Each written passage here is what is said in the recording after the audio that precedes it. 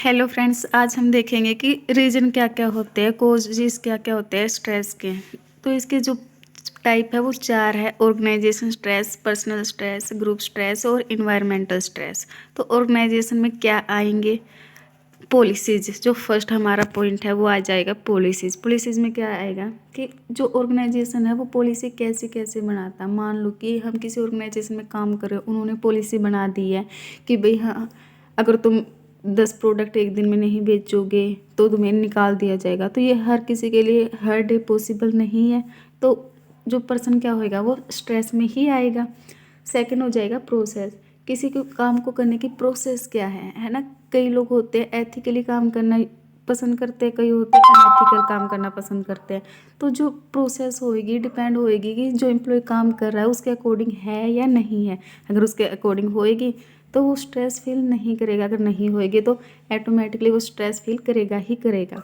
उसके बाद आ जाएगा स्ट्रक्चर। स्ट्रक्चर में क्या आएगा? अपर लेवल से लो लेवल।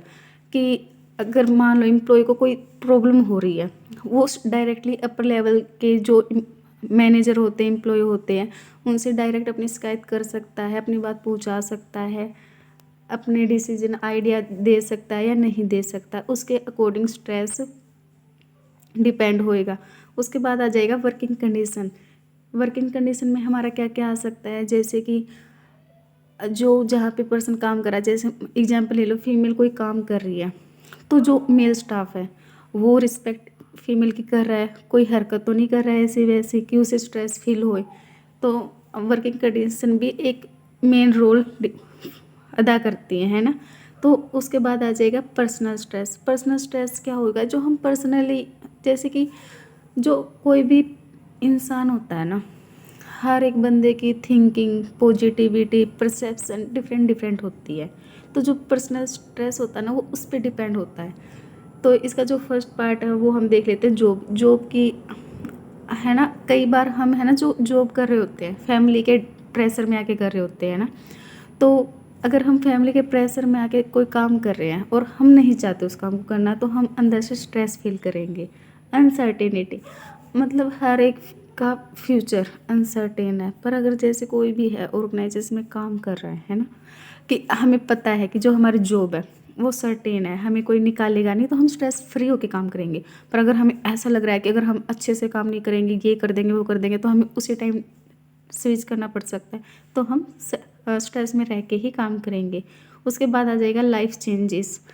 मतलब डिफरेंट पर्सन के ना अलग अलग लाइफ है। कोई अपनी माँ से ज़्यादा प्यार करता है, कोई अपने पापा से ज़्यादा प्यार करता है। तो जो उसकी पर्सनल लाइफ में चेंजेस आते रहते हैं ना, उससे भी स्ट्रेस हो सकता है। उसके बाद आ जाएंगे पर्सनल इशू।